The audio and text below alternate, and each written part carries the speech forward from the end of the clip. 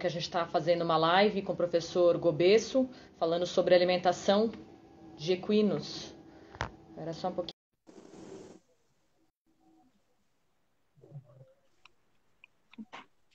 Olá, de volta. Professor, desculpa, passou tão rápido que eu nem vi que já estava dando uma hora de live. Voltamos. Que maravilha. Que bom demais, nem parece, né? Eu volto lá no raciocínio que eu estava dizendo antes. Nós começamos, então, com a inclusão de 10% de óleo. Eu já cheguei a observar trabalhos de pesquisa mostrando que para o cavalo ficar bem, o óleo como fonte de energia, ele precisava comer de 5 a 10% da quantidade total de matéria seca que ele come por dia em óleo. Isso significa que o cavalo, para ficar bem na competição, ele teria que comer de 500 ml a 1 litro de óleo por dia, misturado na ração para ficar bem.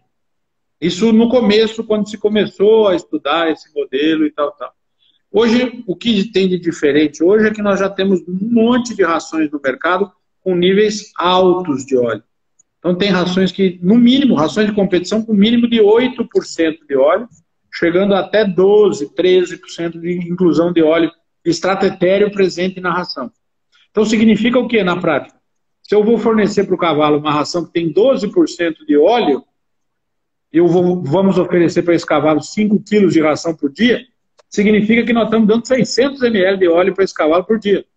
Já nessa ração que tem 12% de extratetéreo na forma dela. Então não precisa colocar óleo por fora, o óleo já está presente ali em grande quantidade nessas rações modernas que estão no mercado, que estão disponíveis no mercado hoje. Não tem mais necessidade de colocar óleo por fora. Professor, e sua opinião sobre o melaço para os cavalos? Pois é, né? É uma briga grande pessoal minha, né? Durante muitos anos, nós passamos por uma fase que se usava melaço na fábrica no banho final da pelletização para poder fazer os pellets ficarem brilhantes, com aparência mais umidificada, para melhorar a aparência desse pellet e melhorar a aceitabilidade pelos cavalos. Depois passamos por uma fase onde, principalmente nos Estados Unidos, começou a se usar muito o conceito da sweet feed, das rações doces, acreditando que esse melaço, a hora que caísse no estômago do cavalo, relacionado até com aquela pergunta que foi feita sobre o carboidrato, né, para humanos e tal, levando em conta esse conceito, que esse melaço viraria energia e que essa energia seria aproveitada rapidamente pelo cavalo e poderia trazer benefício na competição. Hoje, os estudos mais modernos, e eu estou até conduzindo pesquisas aqui com isso nesse sentido, é que esse melaço, se ele estiver acima de 5, 6% na fórmula da ração, ele vai produzir fermentações estomacais indesejáveis, fermentações extremas, alterações nessa população microbiana no estômago muito severas. É comum observar os cavalos que comem essas rações que têm muito melaço, normalmente após a ingestão da ração, eles ficam parados no meio da baia, assim, em posição de cavalete, esticados, com os olhos fechados, assim. Por quê? Porque esse melaço caindo no estômago, ele produz uma alteração fermentativa que produz gás.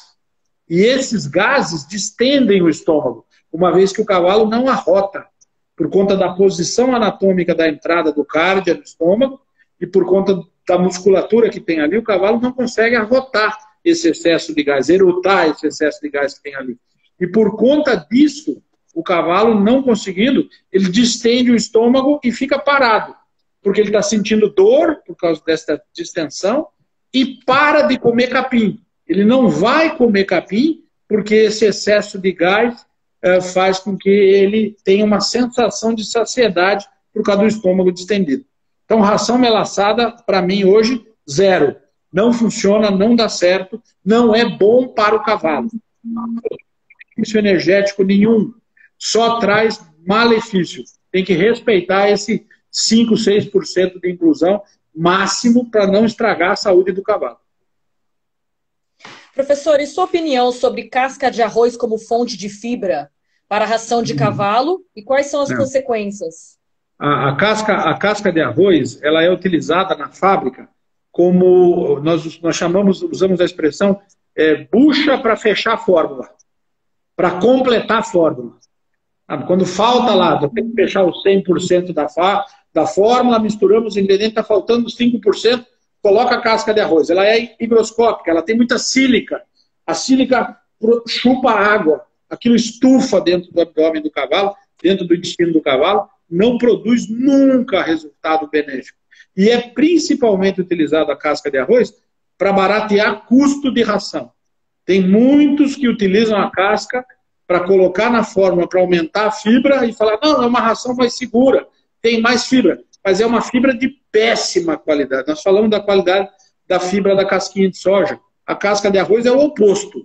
É contrário, completamente o oposto da casca de soja.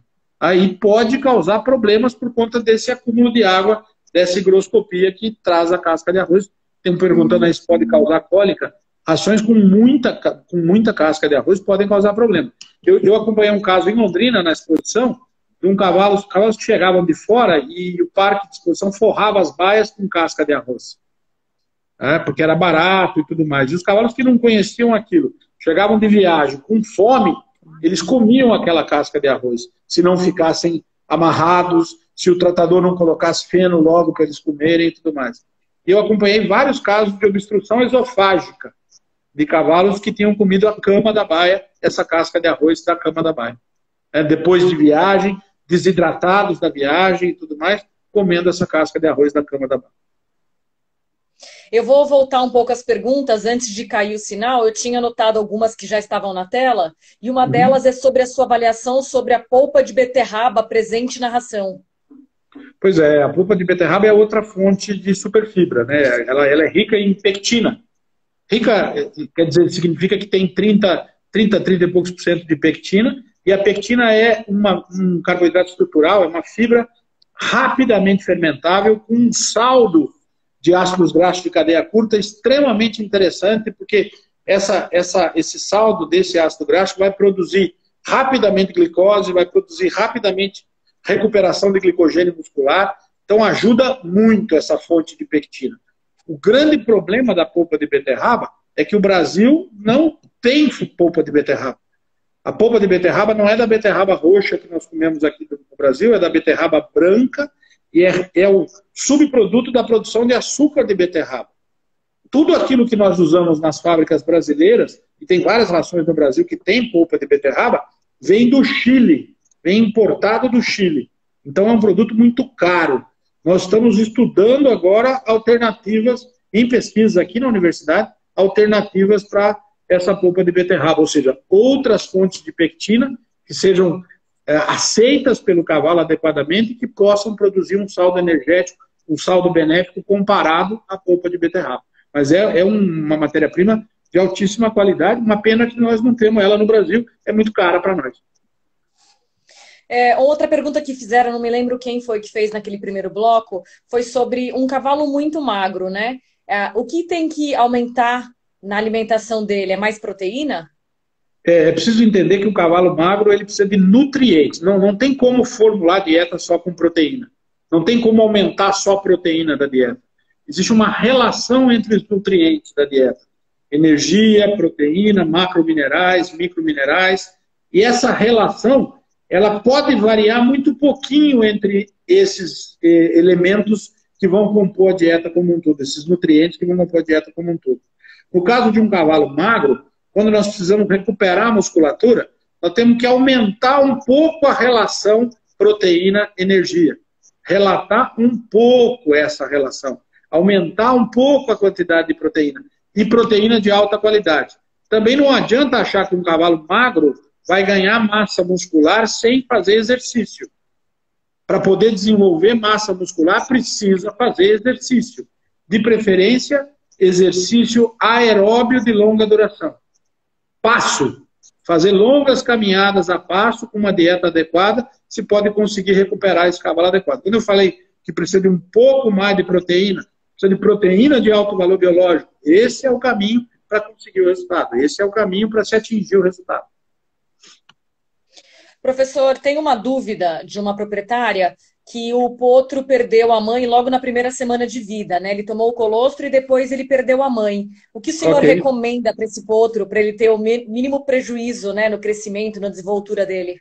Perfeito. Tem dois caminhos importantes aí, duas regras importantes a serem observadas. A primeira regra é oferecer um sucedâneo de leite para esse potro.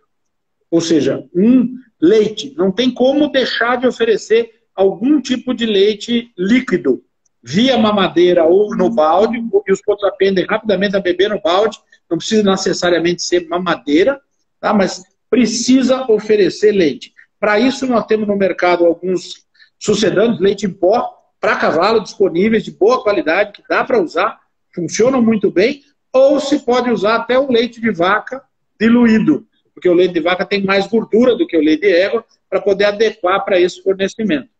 Além disso, tem que começar a fornecer ração para esse potro o mais rápido possível. E essa ração que eu falei há pouco, que é específica para essa fase lactacional, a ração de Creeper. A ração que vai ser muito parecida com o leite, para esse potro começar a comer ração rapidamente e aprender essa ingestão dessa ração. E o terceiro ponto, esse potro precisa conviver com outros potros, outros cavalos, porque nessa fase existe a colonização de população microbiana do trato digestivo dele. O que os potros fazem entre 1 mês e 2 meses de idade para fazer essa colonização? Eles comem as fezes da mãe. A égua acabou de defecar, o potrinho vai lá e come as fezes da mãe, para poder semear de bactérias a luz intestinal dele, levar essas bactérias boas, desejáveis, para dentro da luz. Se o potro é órfão, está sem a mãe, a única forma de fazer esse desenvolvimento é ele conviver com outros potros. Ele não vai comer fezes de outra égua, não vai comer fezes dos outros potros, mas pelo menos convivendo com os outros potros, ele tem a possibilidade de fazer esse desenvolvimento de população microbiana. Nós tivemos um potro aqui na universidade que a mãe, brasileiro de pino, que a mãe morreu com 2 meses de idade. Teve uma cólica, um deslocamento, morreu na cirurgia. Esse potro foi criado dessa forma e ele ficava na baia e todo dia, quando os potros da mesma idade que ele vinham para a lanchonete, quando as éguas vinham para a lanchonete para receber alimento concentrado, receber ração, esse potrinho, nós levávamos ele e colocávamos junto com os coleguinhas ali, com os potrinhos da mesma idade dele, e ele ficava ali meia hora, 40 minutos, 2 vezes por dia, 3 vezes por dia, convivendo com esses potros da mesma idade dele, para poder evoluir. Hoje ele está no grupo desmamado e quem chega de fora lá não consegue perceber que ele foi criado sem a mãe. Não consegue perceber. Então funciona muito bem. Esse protocolo funciona com um resultado bastante satisfatório. Professor, qual a importância da gama-orizanol? O gama-orizanol é uma substância que está presente no óleo de arroz, no grão de arroz. Na verdade, não dá para dizer de importância do gama-orizanol. Dá para falar do uso dele, por que ele pode ser usado.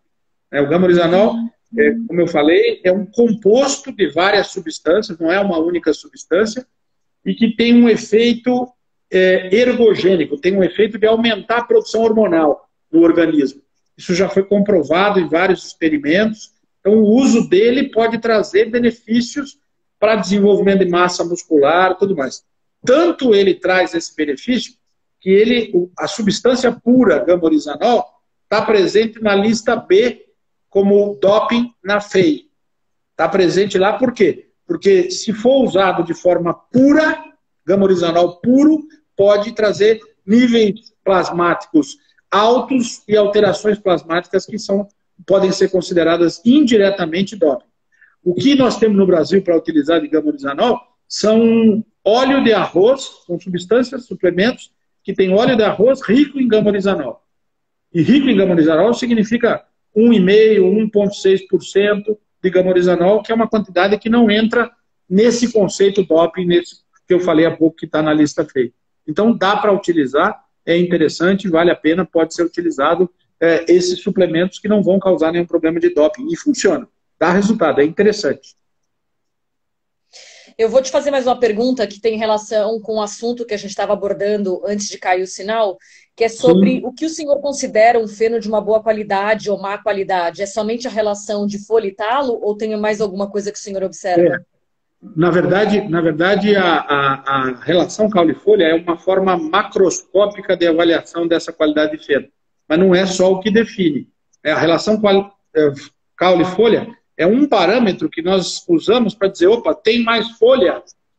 Potencialmente esse feno tem níveis minerais, proteicos e fibra de melhor qualidade para utilização na alimentação. Potencialmente. Tá? Existem hoje no mercado uma quantidade enorme de rankings e de indicadores de qualidade de feno. Tem algumas empresas que na hora de vender o feno já vende o feno com selo de qualidade. E pode nos dizer, eu já comprei feno de produtores de muito boa qualidade que tinham o mesmo nível de proteína que tem a alfafa, por exemplo. Então, assim, uma coisa absurda de qualidade de feno de gramínea, de feno de Tufton. O que faz diferença é aprender a olhar macroscopicamente o feno, se ele tem um indicativo de boa qualidade ou não, e a relação caule-folha é um desses indicativos, mas, acima de tudo, procurar comprar feno de bons fornecedores. Comprar feno de fornecedores sérios, de fornecedores honestos, que brigam e primam por essa qualidade. E mais uma dúvida que também ficou do primeiro bloco, que é sobre a necessidade de suplementar um potro, né? Até que ponto existe essa necessidade? Eu entendo que a necessidade ela é demandada pelo acompanhamento do crescimento. Lembra que eu falei que são indivíduos e indivíduos que têm necessidades individuais. Então, se nós colocarmos ali uma dieta, um protocolo alimentar com aquela quantidade, daquela ração de altíssima qualidade, nós vamos perceber que num lote de 10 potros, nós temos potros que vão responder muito bem a essa dieta, temos potros que vão responder medianamente e potros que vão responder mal a esse modelo dietético, que é feito para média. Ele é formulado para média. Nós corrigimos as necessidades individuais, potros que crescem muito rápido, mais rápido do que outros, potros que têm uma necessidade maior de vitaminas ou de minerais que outros, usando suplementos. O suplemento é fundamental para essa correção. Por isso a observação individual, a observação detalhada, individual e o acompanhamento individual de cada um dos potros. É isso que vai me dizer que eu preciso usar o suplemento e que o suplemento vai fazer diferença para cada um. Não existe protocolo de suplementação. Não existe um suplemento que funcione igual para todos os potros. Isso tem que ser individual, com observação técnica individual. Para mim, suplemento tinha que ser vendido com receita, para atender demanda individual e adequadamente, tecnicamente indicado. Você conhece os biscoitos que são produzidos como mimos, né? Que as pessoas acabam dando depois das provas, oferecidos também junto com cenoura, açúcar, entre outras coisas. Existe alguma contraindicação desses mimos ou apenas o excesso que sempre é prejudicial à saúde? Não, petisco. Petisco não traz. Ninguém iria formular um petisco que pudesse trazer algum mal. Hoje nós podemos falar, aí vale um parênteses em relação ao açúcar, né? Quantos de nós que já não demos açúcar para os cavalos, né? Os torrõezinhos de açúcar e tal. E isso é um prêmio, isso é um presente. É um prêmio que é dado para o cavalo, depois do cavalo ter realizado uma tarefa ou ter se comportado adequadamente na realização de uma tarefa que nós queremos que ele faça naquele momento. É um prêmio. E como prêmio, tem que ser dado na hora certa e em quantidade pequena, para que esse cavalo fique estimulado a querer receber esse prêmio novamente. Se eu chegar todo dia na baia do cavalo e der biscoito para ele todo dia, o biscoito vai deixar de ter o sentido do prêmio, o sentido do petisco, o sentido da valorização pelo comportamento adequado, pela trabalho adequado, pela resposta adequada àquilo que nós queremos que ele faça. É muito gostoso chegar na baia e dar cenoura e dar maçã para um cavalo. Nutricionalmente, isso não completa nada na dieta, não traz nenhum benefício complementar, claro, evidente na dieta. Mas é um prêmio, é um petisco e que funciona como um estímulo. Professor, e sobre a presença de enterólito, que causa obstrução intestinal, qual a relação da formação com o alimento que é ingerido? Pois é, o enterólito tem causas diversas, né? O que a literatura fala é que, inicialmente, o cavalo precisa ter uma ingestão de um corpo estranho. Tá? Precisa ter um pedacinho de linha, um pedacinho de barbante, um pedacinho de metal, um pedacinho de uma pedra, alguma coisa que vai causar uma reação inflamatória, uma reação orgânica, metabólica, que vai formar uma pedra ali e começar a agregar mineral nessa pedra e formar esses enterólitos dessas pedras. As causas são diversas, muito difíceis de serem explicadas, não dá para fazer uma relação direta. Esse alimento aumenta a quantidade de enterólito, ou esse alimento aumenta. Eu não consigo fazer essa relação direta. Até hoje eu não consegui encontrar uma explicação clara que dissesse isso para mim. O que nós encontramos é enterólito de diversas maneiras, em diferentes cavalos, em diferentes situações. É óbvio que se a propriedade tem um manejo ruim, que vai fornecer um alimento de péssima qualidade para o cavalo, que possa ter no meio componentes não alimentares, o risco aumenta. Mas corpos estranhos, né? O risco aumenta. Um feno sujo, um feno de baixa qualidade, que tenha no meio outras coisas que não seja alimento, então isso pode aumentar o risco. Mas não tem uma relação muito clara, direta, que eu consiga dizer para vocês. E, professor, a gente pode associar uma má alimentação à infertilidade no caso das éguas? Certamente, certamente. Subfertilidade ou má fertilidade é causada por dieta ruim. Principalmente mineral, no primeiro objetivo, na primeira observação, mineral, uma falha na mineralização e depois problemas na relação proteína-energia, obesidade ou falta de nutrientes, desnutrição, pode levar a prejuízo de fertilidade. Lembra que a reprodução para a égua é uma função de elite. A égua só vai reproduzir se tiver tudo bem. Se não tiver bem, ela não vai parir. Ela vai até emprenhar, vai até ficar prenhe, mas não vai parir, vai abortar no meio da gestação. Pode abortar nos primeiros meses, e aí é chamado popularmente de reabsorção, mas na verdade não é a reabsorção, porque não absorve nada, e sim é um aborto precoce, uma perda embrionária precoce, que acontece nos primeiros 60 dias, ou vai abortar depois dessa fase, em outro momento, e que muitas vezes não é nem percebido pela propriedade. Simplesmente a égua aparece vazia, depois, no início da próxima estação, e nem se sabe explicar direito. Falhas nutricionais podem e levam, sim, a problema de fertilidade. Sim, senhora. E a alimentação de uma égua prenha sofre muita alteração? O que é preciso incluir nesse período da gestação? Tem dois pontos importantes em relação à nutrição de éguas gestantes. O primeiro ponto que é mais tradicional, que é mais conhecido, é que no terço final de gestação, nós começamos a alimentar o potro.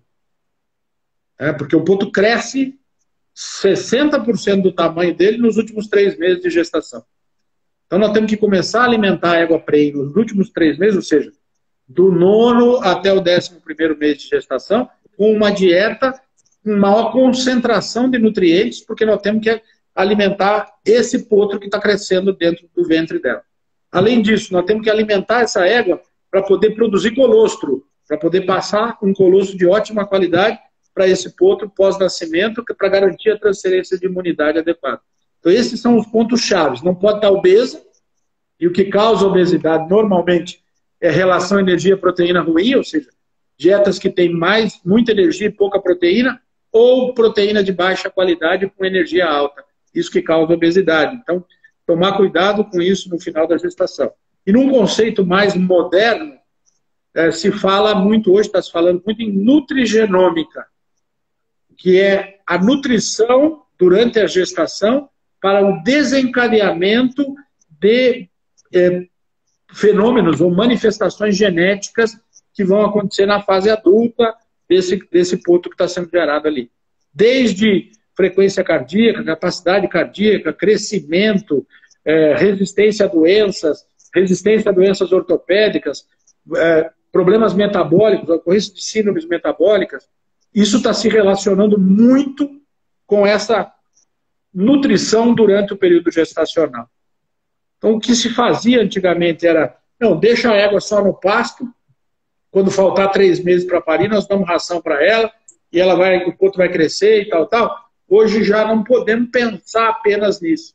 É preciso garantir que a égua tenha uma nutrição adequada durante toda a gestação, para garantir essa manifestação genética adequada. posterior, que vai acontecer posteriormente. Essa adaptação genética que acontece durante a gestação, que isso aconteça de maneira adequada e tenha resultado adequado. Provavelmente não só durante a gestação, né? Mas depois que nasce o potro, começa o período de lactação, que também deve ser fundamental ter uma alimentação saudável e correta para a produção desse leite, né? De qualidade e quantidade. Como que é feita essa associação? A maior exigência nutricional que existe entre todas as fases de criação de cavalo é a exigência de lactação, dos primeiros 3 meses de lactação. É o momento em que a égua precisa receber maior quantidade de nutrientes, porque a égua produz muito leite e precisa de muito nutriente para isso.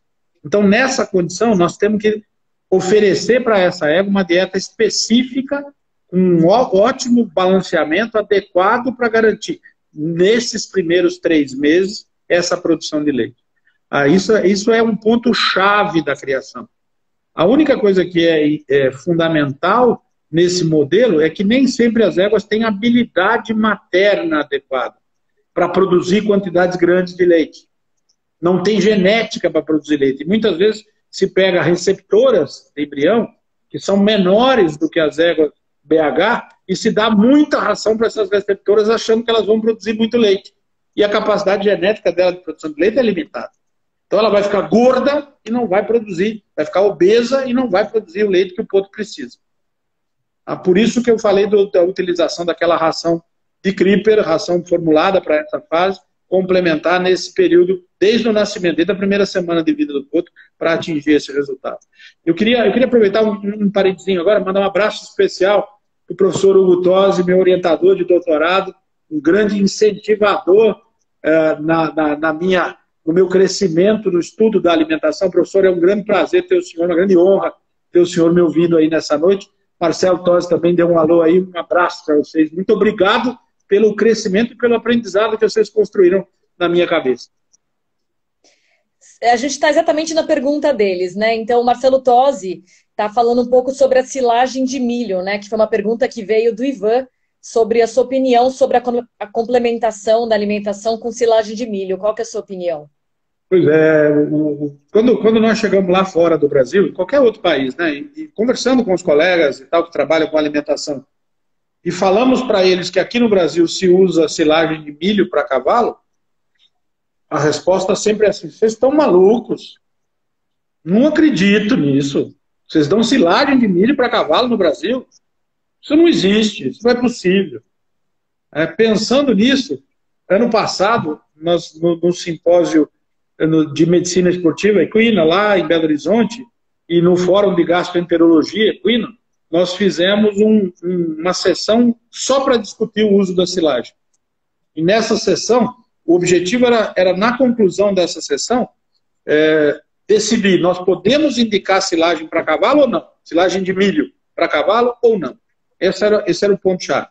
E aí teve um palestrante que falou da silagem, do impacto da silagem na população microbiana, outro que falou do impacto da silagem na produção de síndromes metabólicas, desenvolvimento de síndromes metabólicas, outro que falou da silagem no comportamento, outro que falou da silagem nos dentes, na ocorrência de problemas dentários e tal. E somando todos esses palestrantes, fizemos uma grande mesa redonda no final, e a conclusão dessa mesa redonda foi baseado nessa dificuldade de equilíbrio do uso da silagem para cavalo. E nos riscos que esse desequilíbrio nutricional pode trazer, ninguém pode, em sã consciência, tecnicamente indicar o uso de silagem de milho para cavalo. Os prejuízos são muito grandes. Isso lá no SINCAV, o ano passado, em Belo Horizonte, eu sou coordenador da área de saúde digestiva do Fórum Nacional de Gastroenterologia Equina, e isso é conclusão: nenhum profissional técnico pode indicar com segurança o uso de silagem de milho para cavalo. Tá? É muito prejuízo, é muito problema. Tá? Esse é o meu posicionamento.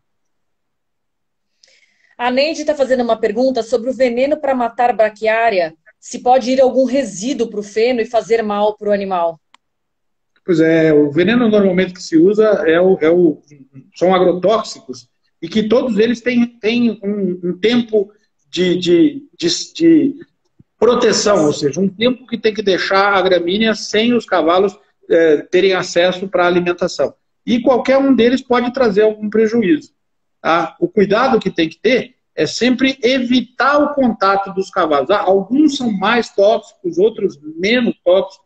Alguns causam mais problemas, outros menos problemas. Mas o cuidado que tem que ter é sempre evitar. Evitar o máximo possível. Se fala em pelo menos 15 dias de pasto vedado, para evitar chuva. Se tiver chuva, obviamente o tempo pode ser mais curto, mas o cuidado é evitar o máximo possível. Prejuízo vai ter sempre de alguma forma, clínico ou não, mas vai ter algum prejuízo. Eu não sei se a pronúncia é essa, mas o Mané de Deschamps está fazendo uma pergunta sobre lisina para o crescimento do potro. O que o senhor acha? Sim, a lisina é um aminoácido essencial para qualquer fase do cavalo, né? É o único e o grande aminoácido essencial colocado como fundamental para o crescimento e desenvolvimento, para desempenho esportivo, para reprodução, para todas as fases. Para todas as fases. O que se fala muito para a lisina, para potro, mas eu posso suplementar o potro com lisina, que eu vou ter o resultado igual se eu der ração e tal. Não. Só a lisina não resolve o problema. Só a lisina, ela faz o potro crescer um pouco mais se tiver faltando lisina na dieta do potro. Mas se você dá só lisina para o potro no período de lactação e achar que só dando lisina vai fazer esse potro chegar nos 24 meses com 500 quilos, com um desenvolvimento adequado de estrutura de sustentação, ligamento, tendão, tudo, não consegue. Não consegue. O que precisa usar é uma dieta que tenha níveis adequados de lisina, que atinjam essa necessidade que as categorias diferentes têm de lisina. É isso que nós temos que formular, é isso que nós temos que organizar. Agora, só fornecer lisina e achar que isso resolve, não. Não resolve, não. Ela está em equilíbrio com todos os outros aminoácidos, com minerais, com energia, com tudo isso que tem que ser montado. Tá? E qual que é a quantidade recomendada? Para cada categoria tem uma quantidade. Não dá para falar, o potro precisa de tantas gramas de lisina por dia. Depende do peso do potro. Depende do tamanho dele. Depende se ele tem crescimento muito rápido ou muito lento. Por isso que eu falei que a observação do acompanhamento diário vai me dizer quanto de ração que eu tenho que dar para esse potro, se a égua está produzindo leite suficiente para ele, se eu preciso completar com algum suplemento a mais ou não. Eu não gosto muito de falar nisso, o potro precisa de tantas gramas por dia. Isso é tabela, isso é computador, isso é o livro que tem. Eu responsável pelo programa de alimentação, a hora que eu precisar saber disso, eu vou lá e olho no livro. Eu não gosto de ficar falando isso como uma regra fundamental. A gente estava falando um pouco atrás sobre os mimos, né? E teve uma das pessoas que falou que o cavalo gosta de ingerir frutas congeladas. Se as frutas podem causar algum mal na digestão, alguma coisa, ou não tem problema? O cavalo ele tem essa característica, né? De muitas vezes ele se habituar com um determinado tipo de petisco que é oferecido para ele. Então, por exemplo, eu já visitei propriedades que o cavalo comia pão. Todo dia o cara dava pão para o cavalo comer. Já visitei propriedades que o camarada dava bolacha, essas rosquinhas, para o cavalo e o cavalo adorava. Eu já visitei propriedades que o cara dava cerveja para o cavalo e o cavalo gostava. Então, eu não consigo entender e justificar porque um cavalo poderia gostar mais de comer uma fruta congelada. O que eu entendo é que o cavalo se adapta num determinado horário, num determinado momento, a receber um determinado manejo. E essa adaptação muitas vezes se transforma num vício. Se você não der a fruta para ele naquele horário que ele está acostumado a receber, ele vai te morder. Ele vai te dar uma cutucada, ele vai te dar um coice, ele vai ficar irritado. Então, transformar o que seria um petisco, transformar isso num problema comportamental é muito complicado. Tá? Então, precisa sempre observar isso. Isso a sua opinião em relação ao sal, né? Em blocos? Pois é, como eu falei, como nós temos uma necessidade muito grande de minerais aqui no Brasil, nós temos uma necessidade enorme de minerais para completar aquilo que falta na gramínea, no solo brasileiro e tal, desses minerais. É importante que se tenha minerais muito disponíveis. E o bloco compactado, condensado, tem uma disponibilidade mineral menor.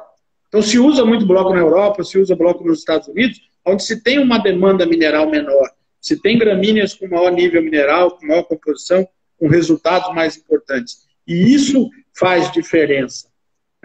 Aqui no Brasil, o sal mineral fornecido em pó tem melhor resultado do que o sal em bloco por conta dessa demanda mineral maior, dessa necessidade mineral maior.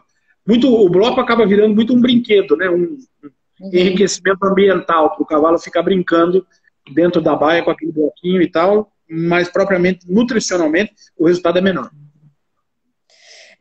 Tem uma pergunta falando sobre o tamanho do pétri das rações. Você tem algum estudo relacionando a digestibilidade do alimento?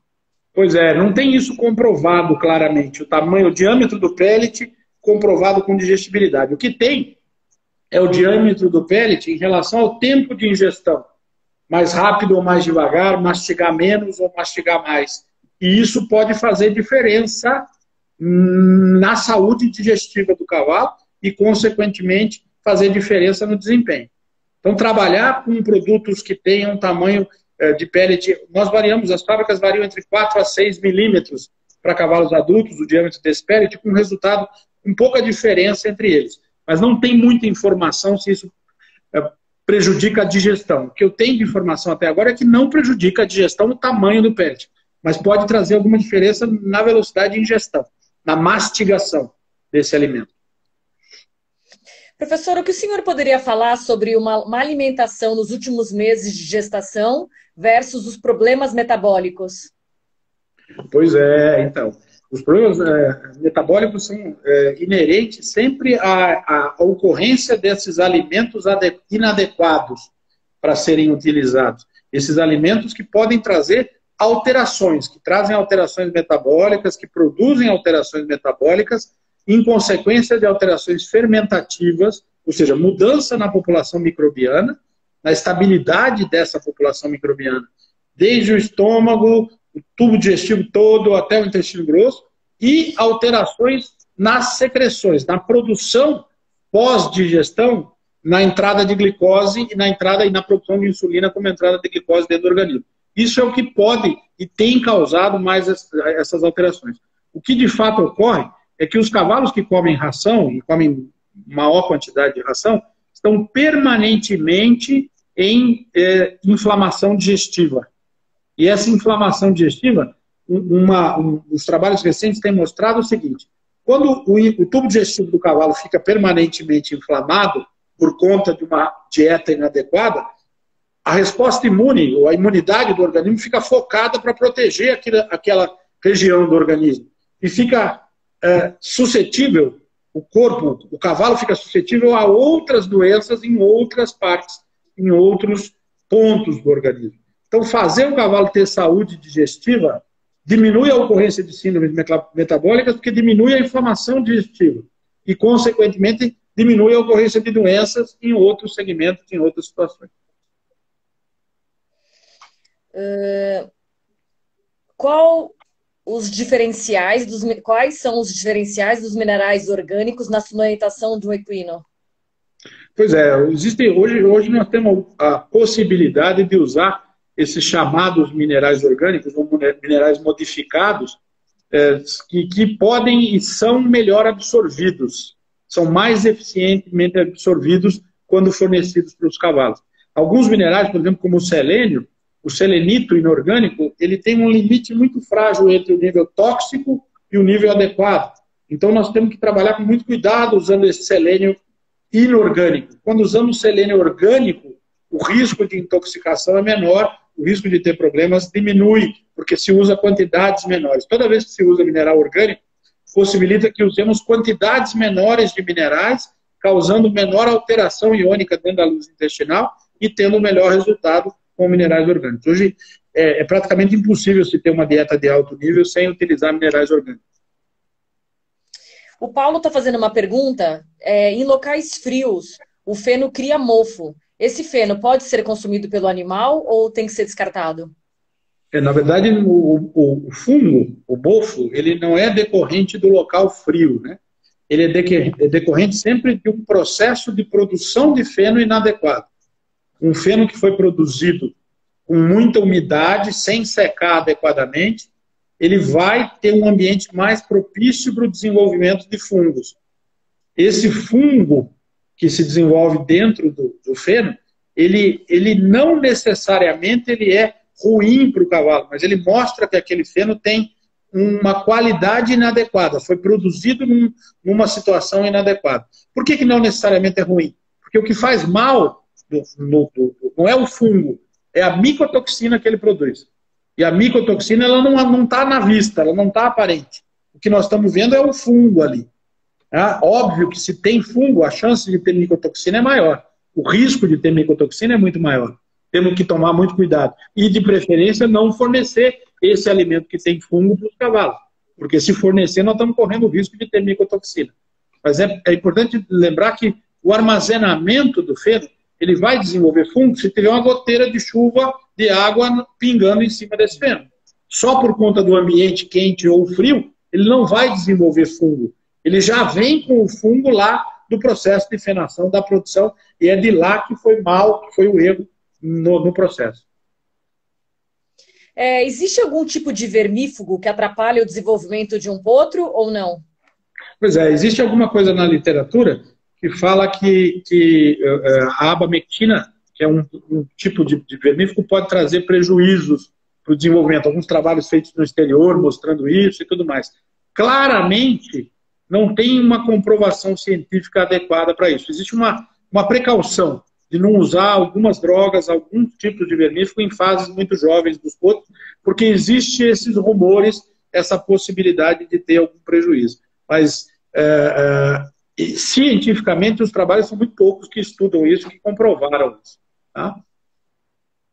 Professor, e quando o cavalo come terra, significa a falta de algum mineral? Eu falei, né, na primeira parte do módulo nosso que uma das coisas que nós impomos ao cavalo no modelo de criação moderno é um único tipo de gramínea dentro do piquete, dentro do pasto.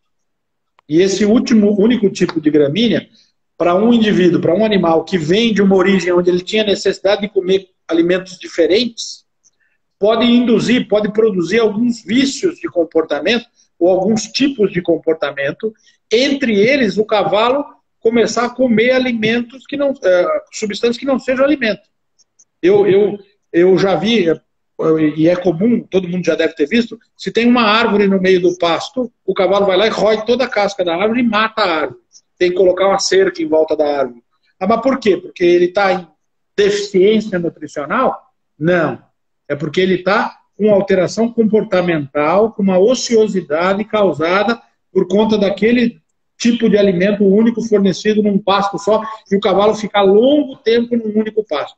O que resolve, ajuda muito a resolver isso, não é plantar gramíneas diferentes no pasto, e sim fazer pastejo rotacionado, onde nós colocamos os cavalos em piquetes diferentes, em momentos, em fases de crescimento da planta diferente. E isso faz com que o cavalo supra essa necessidade que ele tem de alimentos diferentes de forma diferente. Isso vale também, é legal, interessante falar, para aquela formação dos banheiros, né, dentro dos piquetes. Porque os cavalos têm aquele hábito de defecar e urinar sempre no mesmo lugar. E no lugar onde ele urina e defeca, ele não come o capim. Então ficam moitas enormes de capim naquele lugar, e muitas pessoas falam, mas está perdendo ali, tem um monte de pasto grandão e o cavalo não come e tal, aquilo ali, não está comendo. É porque é banheiro.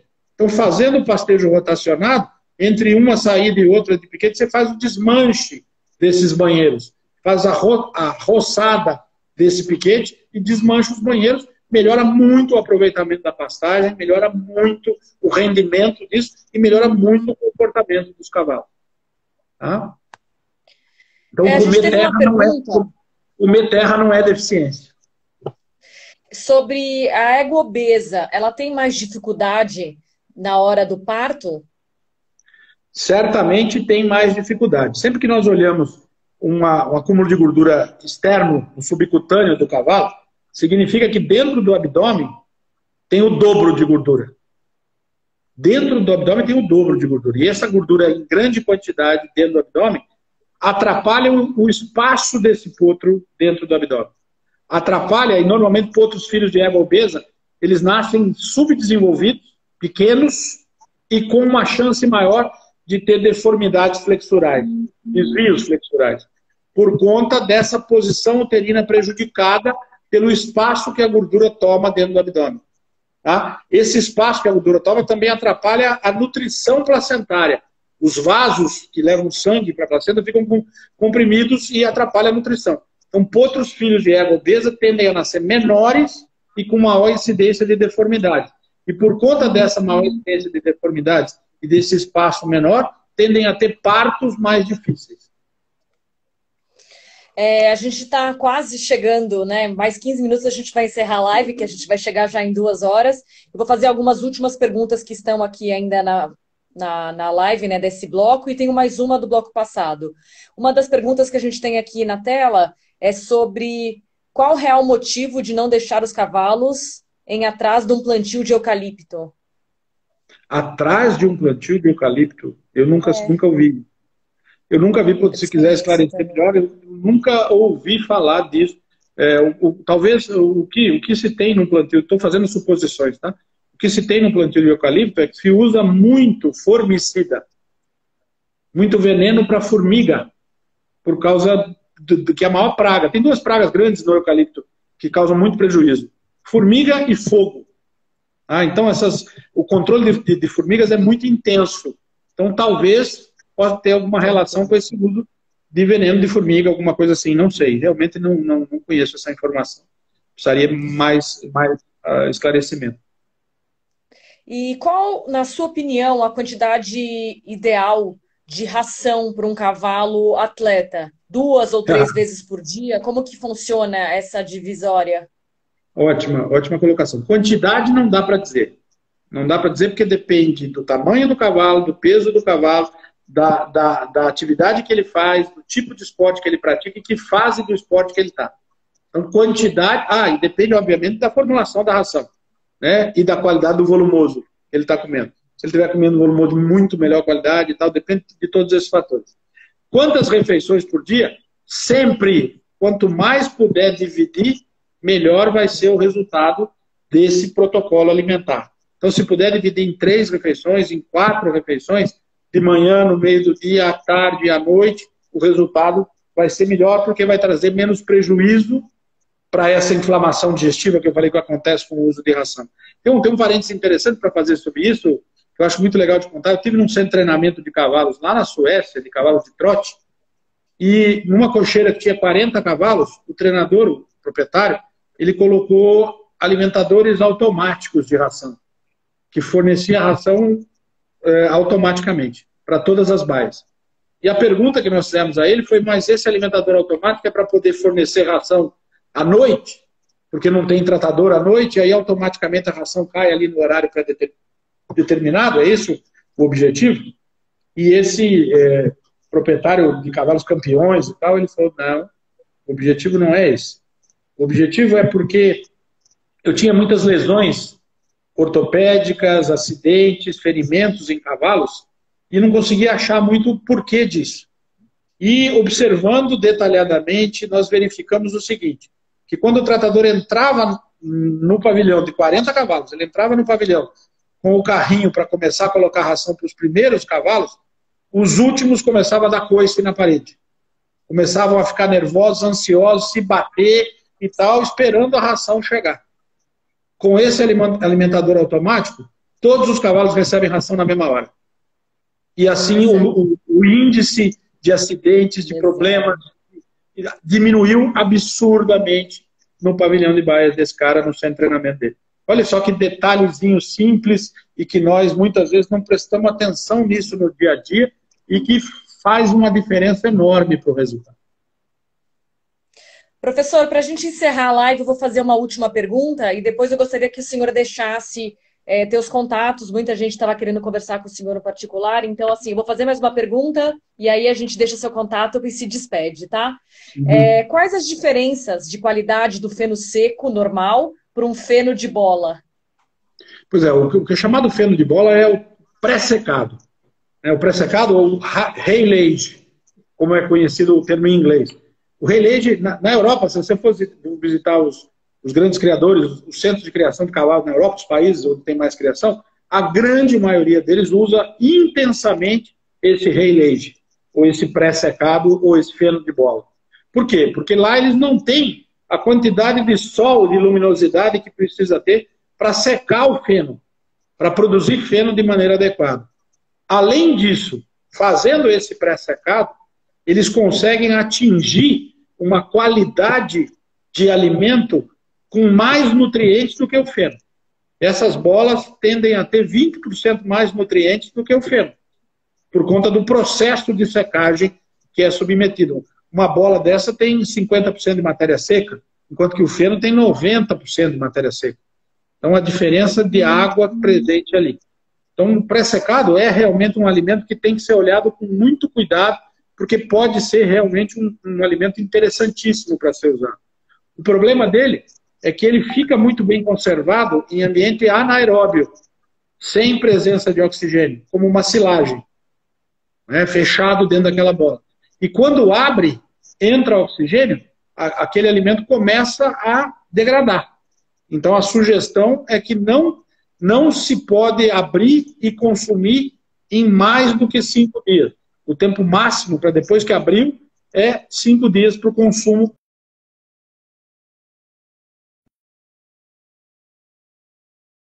Para fazer esse consumo, né? Se não tiver esse volume de cavalo, porque as bolas têm 350 quilos. Então, como é que se trabalha com esse volume em cocheiras, em baias e tudo mais? Nós precisamos evoluir bastante nesse conceito. Acho que temos muito a aprender para poder atingir a utilização. Mas tem um futuro bastante interessante a utilização dessas bolas. Eu vejo com muito potencial. Professor, eu queria agradecer em nome da BCCH e de todos os criadores e dos proprietários de animais que entraram nessa noite para participar conosco da live. Teu conhecimento foi fantástico e super engrandecedor para todo mundo que veio aqui. Eu queria que você deixasse seu contato, as pessoas estavam pedindo aqui, e te agradecer mais uma vez. Para mim é um grande prazer, uma satisfação muito grande poder estar trabalhando junto com a BCCH novamente, tendo a oportunidade de lidar com isso. Eu estou à disposição para todos aqueles que quiserem nos visitar aqui em Pirassununga, no campus da Universidade de São Paulo, conhecer aquilo que nós fazemos na criação de cavalos de hipismo aqui na universidade, qual é o nosso protocolo. E estou à disposição para conversar com todos aqueles que quiserem me procurarem. O meu Instagram estava listado aí, estava colocado no cartaz, né, de chamado, Agobesso, né, Agobesso. Então, a partir de um contato pelo Instagram, nós podemos estabelecer umas outras formas de contato, via WhatsApp ou e-mail, outras formas de conversar. É só me contactar que nós podemos desencadear, a partir daí, outros contatos. Tem um e-mail, para aqueles que quiserem me mandar e-mail, Gobesso, que é o meu sobrenome, .fmvz, Faculdade de Medicina Veterinária e Zootecnia, né, fmvz, @usp de Universidade de São Paulo.br. gobesso.fmvz@usp.br é o e-mail para contato com aqueles que quiserem. Bom, eu queria agradecer a todo mundo que esteve com a gente nessa noite e mais uma vez o senhor pela sua disponibilidade e por dividir conosco o seu conhecimento. Uma boa noite para todo mundo e até uma próxima. Um abraço a todos, até a próxima, estou à disposição. Tchau, gente. Vou desligar. Lembrando que eu vou deixar essa live, né, os 2 blocos salvos. Eles vão estar no IGTV aqui da BCCH. Para quem não assistiu ou para quem quiser ver algum assunto de novo, ele vai estar disponível. Boa noite para